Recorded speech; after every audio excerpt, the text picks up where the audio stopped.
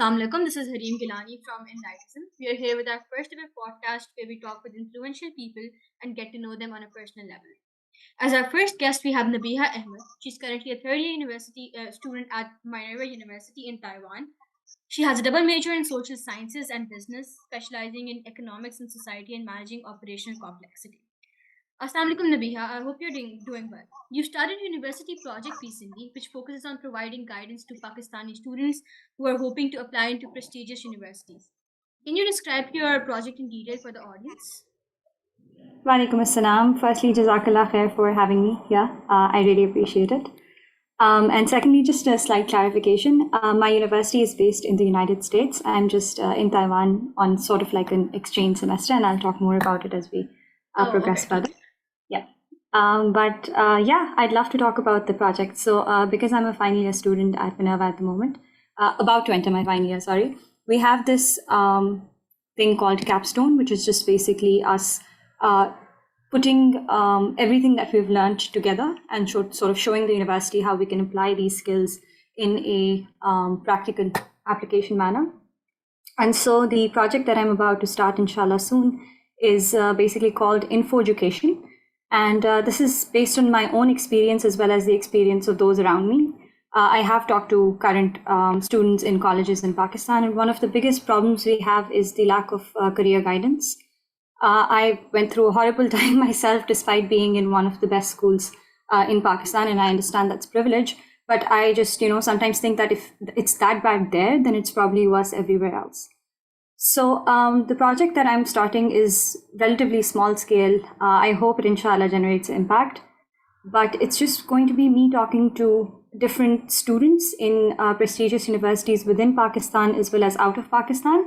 When I talk to individuals outside of Pakistan, I'm going to be focusing on students who are on aid, preferably, and /or scholarships, just so that, it's more inclusive as well as it's more relatable for the Pakistani audience, which I can understand requires aid, especially if they're considering studying abroad. The project will basically be a conversation, a podcast, which is going to talk about their struggles, what caused them to succeed within their university applications, what their failures were, what they learned from them. This is going to be one aspect. But then the second aspect is going to focus on the opportunities that exist within Pakistan.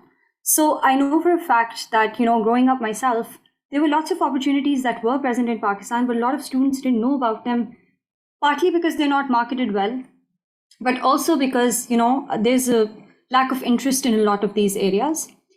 And so I hope that by, talking to these individuals, and when my audience hears about their experiences, they'll get the inspiration as well as the knowledge required to participate in these extracurriculars, which is then going to help them in many different ways, I think, as hopefully we'll discuss in this specific podcast, in their futures, not just within their, university applications, but also within, shaping them as responsible and innovative Pakistani thinkers, inshallah. That's amazing to hear. We truly do need to provide counseling for our young students who find it difficult to apply into universities. We really do need counseling ताकि students, especially young girls and people who are in OA levels, they mostly look to apply abroad, और वहाँ पे इसमें options नहीं होते हैं. The counseling fees are usually very high, और फिर उनको pay करना बहुत मुश्किल हो जाता है. अच्छा, extracurricular activities have played a major role in your academics, if I'm correct, right? You have been a public speaker. You have participated in athletics and music. How, in your opinion, has it impacted you, and how does it play a role in your practical life? Right. So I think this is one of the most important questions we'll discuss today. I have participated in lots of extracurriculars, and I was more focused in extracurriculars than academics, to be very honest, especially within my O-level years. I think the short answer to how extracurriculars have shaped me is basically it's provided a somewhat of a safe way of learning. So you are being exposed to the real world. You are being, you're being exposed to human interaction in a completely different setting. You're being exposed to different sorts of people, how to deal with them. You are being exposed to a healthy competition for the most part. there's so much that you're being exposed to, but it's within a very controlled environment because one, you're still a child and you are under supervision. And two, because obviously at the end of the day, it is just an extracurricular, right? It doesn't have lifelong implications for you, even if you don't succeed at it. So I think it's been a very emotionally, it's been a very efficient way of regulating emotions as well as developing an acumen to sort of deal with people of different kinds from all walks of life, as well as being able to, communicate. Because I think one thing that people don't understand is that you can't talk to everyone the same way. People do understand this, but I think they understand it way later in life. This is an essential skill that you should have very early on. You should be able to gauge what sort of an individual you're talking to, and you should, come down to their level, use words that they understand. And so when you're exposed to this safe way of learning, as I'd like to put it, you learn a lot, but you're not, you're learning in an environment which is emotionally way less harmful than it would have been had you, been exposed to these circumstances within the real world, which then have lifelong implications for you. Yeah, you get to know people, you fail quite a lot based on my personal experiences. But I think the way that failures teach you and the lessons that failures teach you, success never will. So you burn under the sun, you work hard, you meet failure, you learn how to deal with failure, you learn to distinguish between healthy competition and unhealthy competition, you learn your role in not just the society, in your conduct. You also learn so much about yourself, what you like, what you don't like, what you're good at, what you're bad at. And I think, by the time you enter the real world, and by the real world I mean sometime university maybe, you're very well aware of who you are. And I think that really helps you become a secure individual.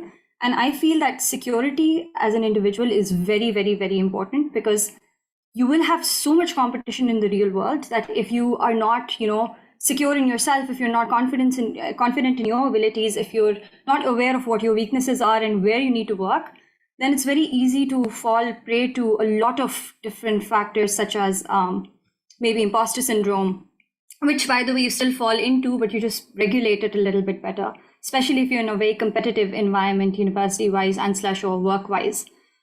So yeah, you're better equipped, I guess, to deal with a lot of things that come your way, because you've been through something similar before and you've learned your lesson. I personally agree as well that extracurriculars help a lot in character development and grooming for your practical life after university. Acha, our next question is a bit similar to the previous one. What we all know that in our resumes and in university applications, extracurriculars and passion projects play a major role, right? But what do you think is the importance of them besides it? I think I alluded to this in the previous answer. One thing that it has really helped me personally in is developing communication. Like I talked about, being able to talk to people from all walks of life, all ages. I think it's also, it gives you a practical exposure to the problems that your society is facing. So maybe, if you come from urban areas within Pakistan, the problems that you will face, the problems that you will observe are very different. And sometimes you will never know the realities of the rural areas, and it's vice versa. But when you take part in extracurriculars, most extracurriculars expose you to a different setting from the one you're used to. So this could be maybe going to a different neighborhood. It could be going to a different neighborhood of a different socioeconomic status. It could be, for example, within swimming, I do know for a fact that different provinces come and compete in different provinces. And so sometimes the competition is being hosted by Islamabad, other times Lahore, other times Karachi. But there are individuals from all walks of life attending these competitions, Balochistan, KPK, and obviously Sindh, Punjab. But majority of our competition comes from Sindh. So basically, when you are, being exposed to all of these realities, you're developing a practical set of skills. One, two, that observant eye, whatever it catches at that time, because you're in your formative years, you are basically an individual that is picking up things. At this point in time, maybe you don't have the solutions for it, but once you are equipped with the knowledge later on in life, You will remember these experiences, and these experiences are going to help you solve a lot of things. There's only so much that books can give you, and I'm all for research and I'm all for reading and all of that. But I think the practical experiences, what they teach you, nothing else ever will. And so, like you said, from a character perspective, it's really important. You're put in situations where you have to be honest, and honesty is one of the most difficult things that an individual can build into their character, because it's very easy to lie, right? It's very, very, very easy to lie, but it becomes harder and harder gradually. Once you tell one lie, then you have to tell another lie, then you lose track of the lies you're telling. And so at one point in time, you learn that honesty is just the best way to go about it. If you have made a mistake, it's best to own up to it, because you have to own up to it. That is what character is about. And sometimes it takes you certain experiences for you to learn that. Aside from that, I think the good thing about extracurriculars is that it helps you build lifelong relationships. Unfortunately, in Pakistan, at least for me, the word networking had a very, very, very negative impact. It sort of felt like you're getting acquainted with someone just to use them or just to exploit them in some way, shape, form. But I think that extracurriculars help you network. And specifically within the social sciences and business domain, you're only as strong as your network allows you to be, right? There's no singular individual that has gone on to generate impact. It's always a community effort. It's always going to be individuals that are behind you, that are holding your back, that you can fall back on. Everyone's success lies on the other individual. And I really want to talk about network and community building as we progress further. But I think that network that you develop, those people that you become friends with, those individuals then go on to shape you in lots of different ways. You learn from their experiences as well, and I think that's really important. The last thing that I would like to say as importance of extracurriculars is with respect to the point I made earlier on, it really helps you discover yourself.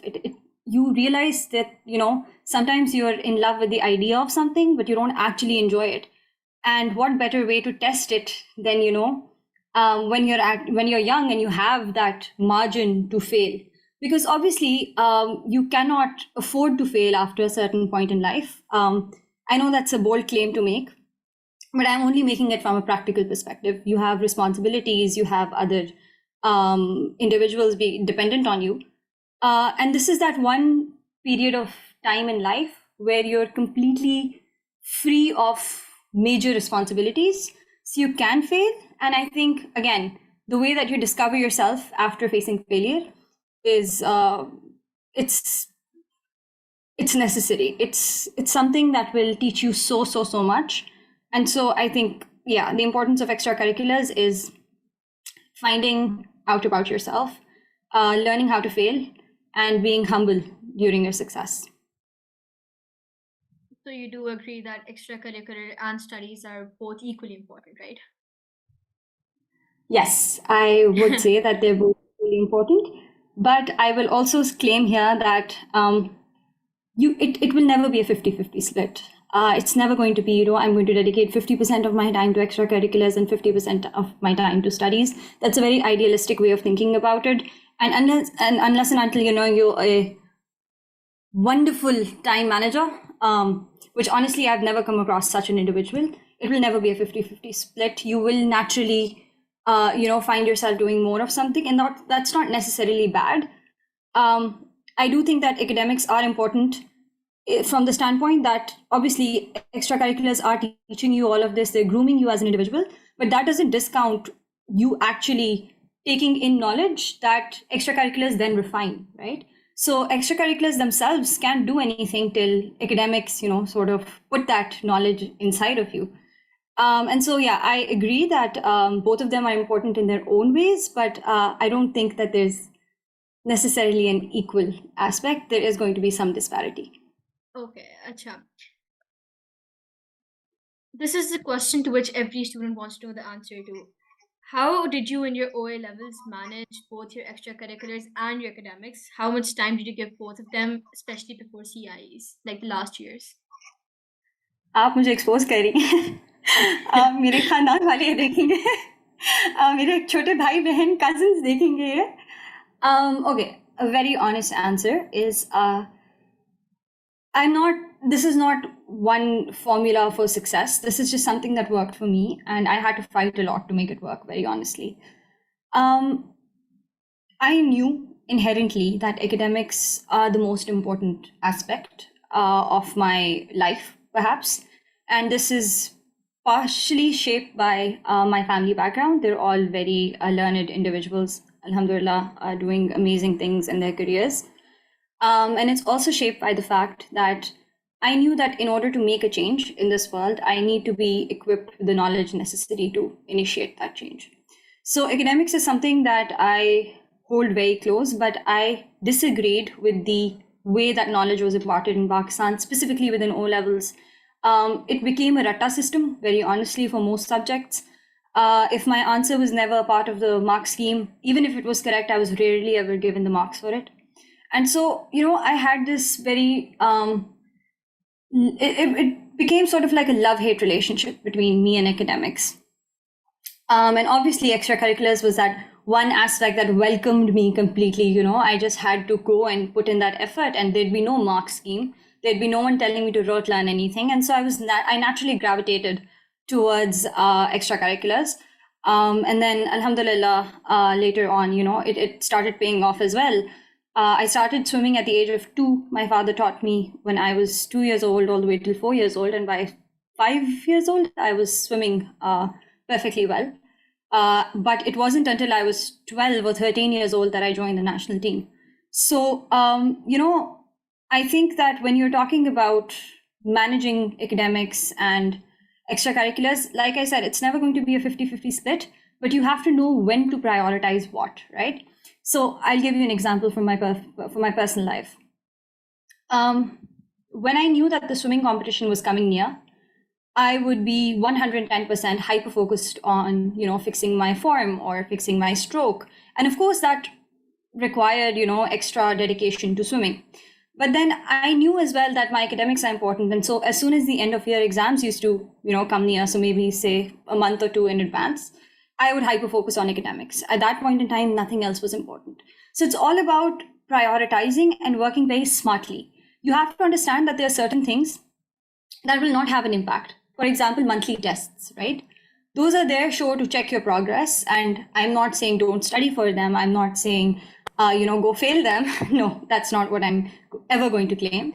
But what I will say is that the relative importance of a monthly test versus your final exam, and then your final exam versus your Cambridge International exam or your IB DP exams, they're all going to have a different impact on your life.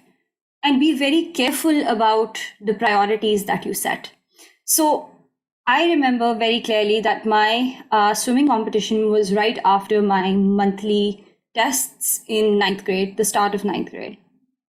And I remember I got 60-70% in almost all subjects except 1 or 2 where I got 90%. And that was the first time my grades suffered that bad. I was new to O levels, and it was a completely different experience. And I'm the firstborn in my family, and I hadn't gotten such grades before. So my parents are only strict about one thing, and that's academic discipline. They want the grades. And so, it was a very difficult time, to explain to them that, look, I know that I didn't perform in my monthly tests, but that's because my swimming competition is coming up, which I need to focus on. I will make sure to get the grades that you want in the mid-year exams, which are actually what matter. I'm not going to say that this was an easy conversation. I'm not going to say that they understood. They did not understand till after my CIE result came out, and that to the third year or the final year result. I can't blame them because our society has sort of, defined a good student as an individual with, straight A stars throughout their academic career. But our society needs to realize that producing kids that, are just rote learning and have no, practical exposure to anything really, they're not going to be the ones that are going to go on to change the world. They're not going to be the ones to, be able to help anyone out in an impactful manner. And of course, this doesn't go on for 100% of individuals, but you're limiting the impact that a child can create by not letting them explore what is around them. How are they supposed to know what they like? How are they supposed to know what they dislike? Sometimes I look at the Dr. Bride phenomena and I literally think, First, how many of these individuals went into medicine because they wanted to go into medicine versus how many of these individuals went into medicine because they thought it would get them good rishtas, right? And by the way, there's scientific research to prove that majority women in Pakistan go into medicine just to become, good potential options for marriages. And that's sad because maybe there's a hidden I don't know, that there's a hidden athlete in them. Maybe there's a hidden architect in them. Maybe there's a hidden author in them. And because we've ranked, and I'm sorry, I'm getting way off course here, but because we have ranked certain disciplines as higher than others, and because we have, inhibited the room for students to explore what their interests are, we are left with the state that we're in right now, where we're demotivated, we genuinely have, and this is reflected in our economic state because we have little to no research and development. We were never taught how to take risks, right? So I think that when you are dealing with extracurriculars and academics, it's really important to learn how to take risks, when to take what risk, what your priorities are. All of these things should be clear. You're never going to have it all. It's almost next to impossible to, be an A-star student and be a national swimmer all throughout the 3 years of O-levels. Yes, it's possible to have all A-stars on your CIE transcript, but you need to understand that if you are competing against someone who's spending 100% of their time with books, whereas you are just spending 70% and dedicating 30% to maybe something else, then of course the result is not going to be even, at least on a school level, right? But when you are putting in that 100%, maybe 3 months or 4 months before that exam, then inshallah, if you have put in the hard work, you will reap the benefits for it.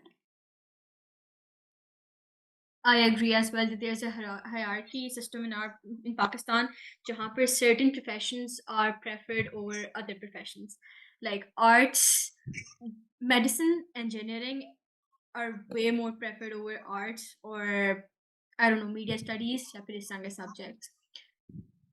Okay, for our next question, did you ever think that at some point of your student life or now that your extra work on the side impacted your studies in a bad way? How did you manage to fix it? I guess it's similar to the last question. Yeah, I think I touched upon it a little bit. What I will say is that I never failed in my academics. I always made sure that, I'm prepared enough that, I pass and I pass with a margin. It's not that I just want to get a 50% and let's just call this a day. It was always, if you are doing whatever you're studying, if you come back home and revise it once, it does stick within your brain enough for you to, get 70, 80% in your examinations. So the first thing that I will say, which I should have said in the last question, is that as long as you're managing everything that you're doing on a day-to-day basis, you study something in school, you just come back and look at it for maybe 15 minutes. If it's a math question that you struggled with during class, you come back and solve it once. You are going to be able to recall it later on. That's something that's backed by the science of learning, by the way, which I found out much later on in life. So yeah, I do think that my studies were compromised in certain points. I do think that beyond extracurriculars, there were other reasonings as well, such as health issues, etc. And so I can't blame extracurriculars wholly and solely, but there were times when I could have scored 100% and maybe I scored in 80% in my academics. It was hard explaining it to people. It was hard justifying it to my parents. And of course, they have a right to know what I'm doing. And they were very worried as well for quite a large portion. But I think the end goal was very clear in my head. I knew my priorities. I knew that CIEs matter the most. I knew that my IB score would matter the most. And so I prioritized accordingly because my end goal was to get into a reputable university. And in order to get into a reputable university, a senior once told me that, look, the grades are going to get you in, but it's the extracurriculars that are going to get you the scholarship. And that's something that, a lot of students realize in AS or IB year 1. It's too late. It's honestly too late to suddenly build an extracurricular profile because these universities are looking for consistency and development. How consistent can you be within a year? Like, how do you show consistency within an experience that you've been doing for less than a year, technically speaking? And so, because I had that end goal very clear in my mind that I need to get into a reputable university and I know extracurriculars are needed for that. But at the same time, I cannot compromise on my CIE grades. I can't compromise on my IB grades. I think it made everything very easy because I knew when to focus on what. That's amazing to hear. You've been a national swimmer as well, right? How does it feel to be a woman participating in such a male dominated sport? How did you tackle the criticism that comes with it? And how did your family support you? Alhamdulillah, I'll start off with the fact that I have a supportive family in this regard, with my father being my number one supporter through and through, all the male figures actually being my number one supporters through and through. Of course, wherever you're doing something different or doing something that goes against society's norms, you will hear backlash for it.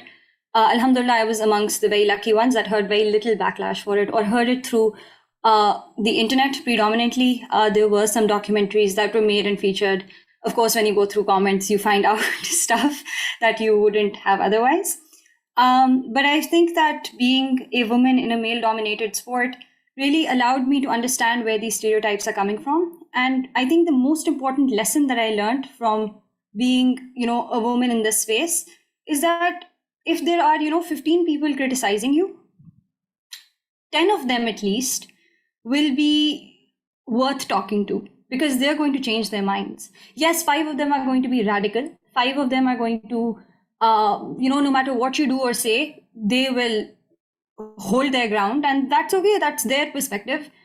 I'm not doing anything wrong. I knew that within myself. The 10 people who are open to conversation, a lot of the times they have preconceived notions, they have misinformation that has shaped their views, and they're not very difficult to change, honestly. All what it takes is one conversation, but the key within that conversation is तमीज़, right?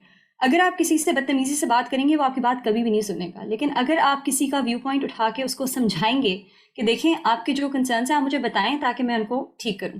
जैसे मैं आपको एक example देती हूँ. किसी ने एक दफ़ा ये कहा कि औरतों को इस स्पोर्ट में इसलिए नहीं होना चाहिए क्योंकि इसकी ड्रेसिंग जो है वो गैर इस्लामी है. I told them that, this is what Islam says about dressing.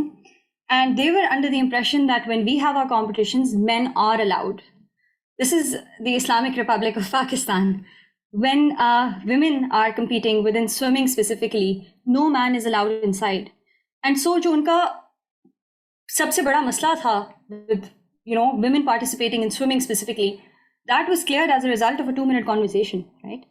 So it's really important to have these conversations. 5 लोग ज़रूर आपको उसी तरह जलील करते रहेंगे, लेकिन 10 लोग अगर चेंज करेंगे ना अपना दिमाग, तो those may be 10 individuals for you, but those are generations. एक इंसान का दिमाग चेंज होने की वजह से उनकी आगे की जितनी नस्लें हैं उनका दिमाग चेंज होगा. तो you have made a difference. So don't be scared to hold your ground. Don't be scared to communicate, but communicate with respect. A lot of the times हम, और बहुत नेचुरल सी चीज़ है कि अगर कोई आपको अटैक कर रहा है तो आप जज्बाती होंगे. You will feel that urge to go and give them a piece of your mind. And honestly, I've changed a lot in that sense. I was the sort of girl who would give my peace of mind to anyone who, came and said something unjustified. Then I realized it's not getting me anywhere. It's not getting my sport anywhere. It's me doing an injustice to the women who want to access these opportunities but can't. So maybe if I change my way of talking, then people will be more receptive to hearing, and maybe those women will then be able to access these spaces.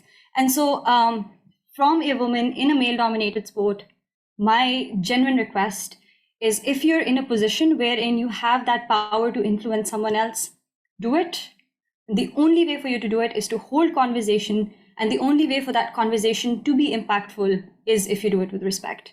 Hear them out and try to understand where they're coming from so that you can pinpoint those areas where they're incorrect. And inshallah, in more than 70% of the cases, they will be open to change. That was truly beautiful to hear. You're an inspiration to young women and men both who struggle to manage things side by side. Not only that, but you have become an example to the youth that they can do whatever they want to do if they put enough effort into it, right? We at Enlightism are very impressed to hear that you achieved so many things. May you continue to do so in the future. And this is the end for our podcast. Thank you so much for giving Jazakallah your time khairan, for lovely us. words.